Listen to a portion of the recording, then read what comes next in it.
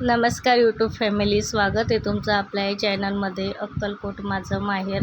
तर मी तुम्हाला तर माहितीच आहे की मी हरभरे तेल लावून सुकून घेतलेले होते आणि मला जातं म्हणजे आमच्या बाजूच्या ताईच्या इथं जातं होतं. मग मी त्यांना म्हटलं, ताई मला पण द्या, मला पण थोडी डाळ करायची, 4-5 किलो हरभरे आहे तर डाळ करायची. मग मी त्यांच्याकडनं ते जातं घेऊन आली आणि संध्याकाळचा टाईम होता, ऊन पण भरपूर होतं. मग मी करत बसले ते डाळ जात्यावरतीचं.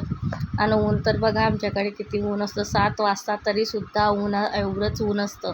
काय करणार आहे माणसानं, कसं म्हणजे बाहेर यायचं म्हटलं ना तर एवढं ऊन असतं ना की लयच.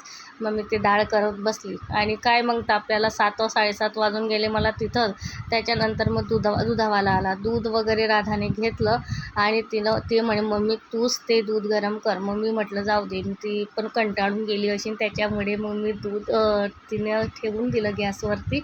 मग मी दूध म्हणजे कसं दुधाजवळ थांबावंच लागतं. बारीक गॅस जरी केला तरी आपल्याला आठवण नसते मग की आपण दूध ठेवलेलं आहे म्हणून. तर त्याच्यामुळे मग आम्ही काय करते, आता दूध ठेवलं गॅसवरती की मी तिथंच थांबते आता.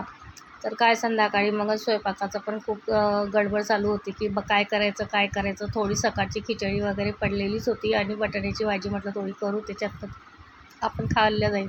मग मी बटाट्याची भाजी करायला पण घेतली आणि एकाकडे म्हणजे खिचडी होती सकाळची, तिला थोडंसं म्हणजे अशी कडक करून म्हटलं कडक करते म्हणजे खावा येईल पण सुद्धा छान लागेल मग आपली. आणि एकाकडे असा बटाटा असा गोल चिरून घेतला आणि त्याची बटाट्याची मग भाजी टाकून दिली. फक्त जिरे मोहरीमध्येच केली ती भाजी. त्याची भाजी करून बघा, खूप छान लागते भाजी, खायला सुद्धा पण खूप टेस्टी लागते ती भाजी. मग मी तीच भाजी केली.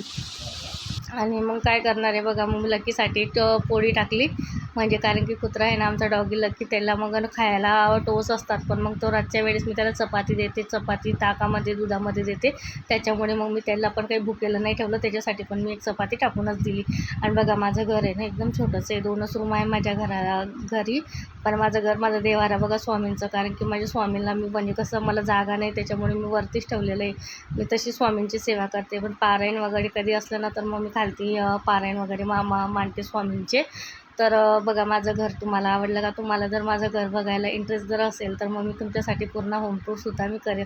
आणि बघा किती कपडे ते पडलेले होते, राधाने बघा कसं ठेवलेला होता पसारा सगळा, कारण की मला तिच्यावरती खूप जिवार येते, कारण की ते असे सांडलेले कपडे टाकून देते. आणि देवारा बघा म्हणजे स्वामी समर्थ महाराज आणि ते सगळे कसे मजेवाले आहे, कारण की वरती कसं म्हणजे हातबोट वगैरे लागत नाही स्वामींच्या फोटोला म्हणून. आणि मग मी रात्री गाऊन वगैरे घातलं आणि बाहेर आली, खूप थंडी हवा येत होती त्याच्यामुळे मग मी बाहेरच आली. म्हटलं चला, मला घरामध्ये स्वयंपाक केला ना खूप गरम होतं, मग त्याच्यामुळे मी जरा बाहेर आली. आणि मग आम्ही रात्री बाहेरच जेवलो. तर चला, तुम्हाला माझा ब्लॉग कसा आवडला ते कमेंटमध्ये सांगा तर सगळ्यांना.